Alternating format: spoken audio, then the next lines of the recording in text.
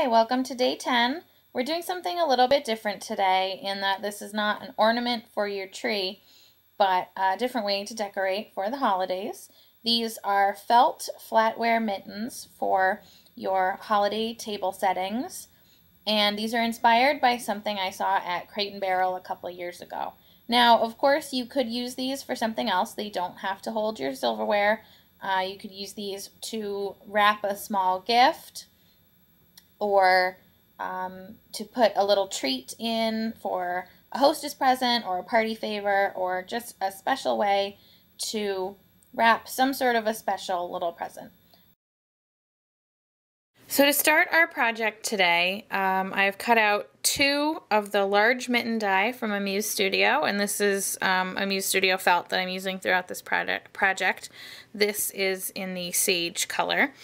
And the first thing that we need to do is create our pocket. So I have my 2 mitten dies here, and I am going to stitch these together. You can, of course, glue them if you wanted to put, a thin layer of some kind of fabric glue or hot glue or whatever works best for you around the edges and glue them together that way.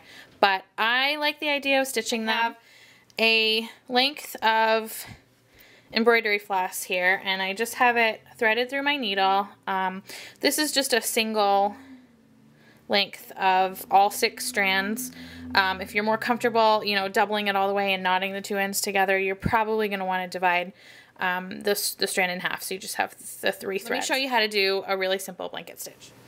Okay, let me just warn you in advance that doing this on camera, it's not going to be perfect, but just bear with me, you'll get the idea.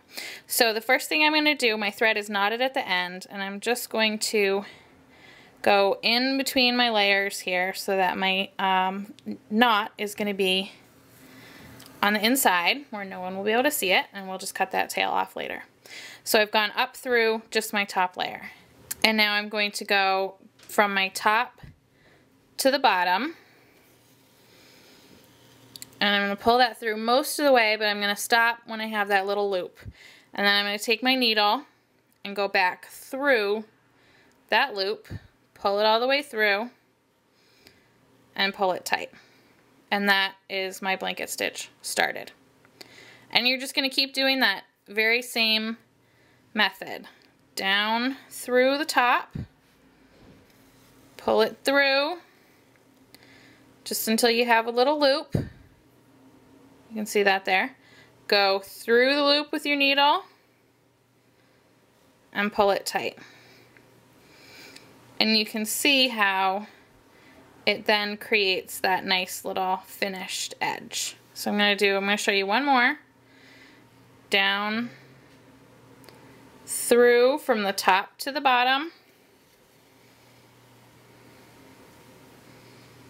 See that loop? Through the loop. And pull it tight. And you just keep going all the way around your mitten. Now if you want to, if you don't trust yourself and you want to, measure the distance away from the edge and the distance between threads, you certainly can do that. I would just be certain to just put little dots instead of drawing a line all the way around, because you're not going to be able to erase it or put this through the wash. You'll still be able to see that line. But if you want to measure out and put your little dots where your stitches are going to go, by all means go ahead and do that. So I went off camera to finish my sewing because it's a lot easier to do, not trying to keep it under my camera properly. And you can see here, when I came to the end, I just tied it in a double knot, and I left the ends kind of long, and I'll show you why I did that in just a minute. So we just have one other thing to do before we start embellishing the mitten, and that is to create this cuff piece at the top. So here is my mitten die, and I just have this little piece of the vanilla felt, and when I'm doing this I like to make sure that one edge at least is a straight edge that's either an edge of the piece of felt or an edge that I cut with my paper trimmer, just to make sure that it's straight across. And I'm just going to lay this just over the cuff portion of the die. I'm going to line up the bottom. And I can go ahead and run this through.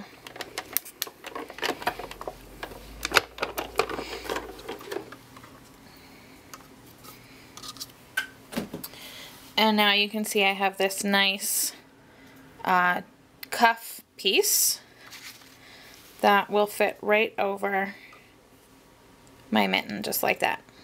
I'm using my Beacon 3-in-1 craft glue, and the reason that I kept these ends long here was to help me keep the stitching from coming undone, keep the knot secure. So I'm just going to put a little dot of glue, and this is going to get covered up, and I'll just stick the ends of my embroidery floss right into that glue to keep them secure. And then I can go ahead and just put some glue around the edge of the cuff.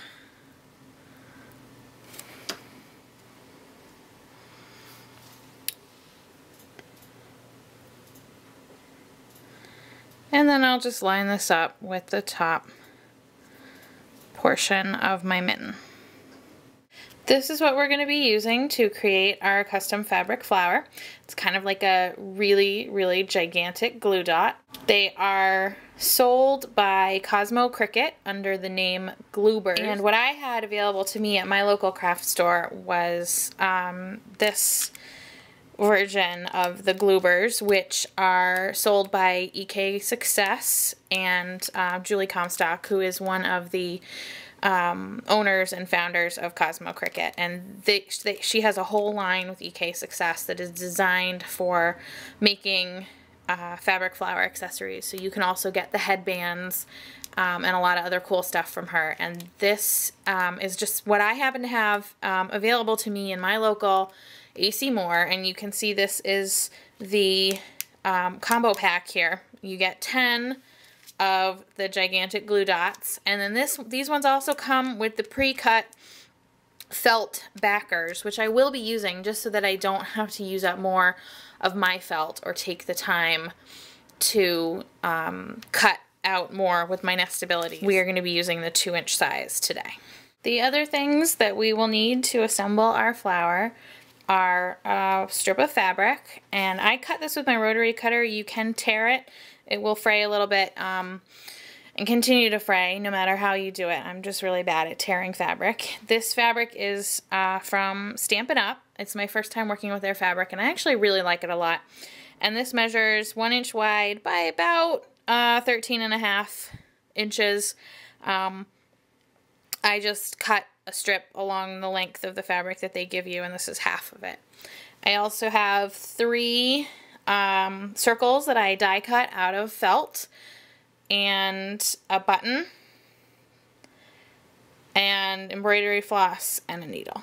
So I'm hoping you can see here, I actually drew a circle into the middle. I traced it into the middle of my giant glue dot here. Sorry about that. And that is going to help me line up my fabric, and I drew that on the back of one of the backing sheets. Okay, so I went and grabbed just a piece of scratch paper. I'm hoping this will sort of help you see what I'm doing a little bit better. So I've got the end of my fabric stuck down in the glue dot, and all I'm doing is folding it back on itself and sticking the bottom down. You want to leave kind of the top not too stuck down, it's just stuck down at the bottom here, and I'm lining it up with that red circle I drew. And I'm just going to keep working my way around. Don't worry about making your pleats too even.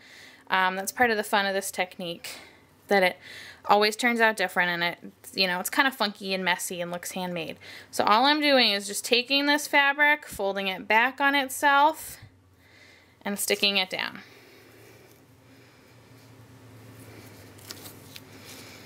Okay, and I'm going to continue, and I line up the bottom of each pleat with that red circle I drew. And then when you get toward the end, I actually find I can make it look better. I like to peel up where I started.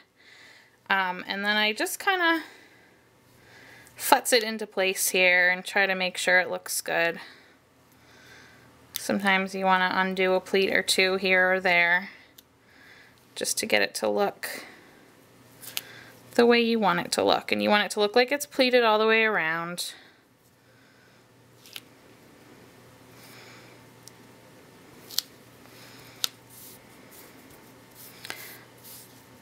There, I'd say that looks pretty good.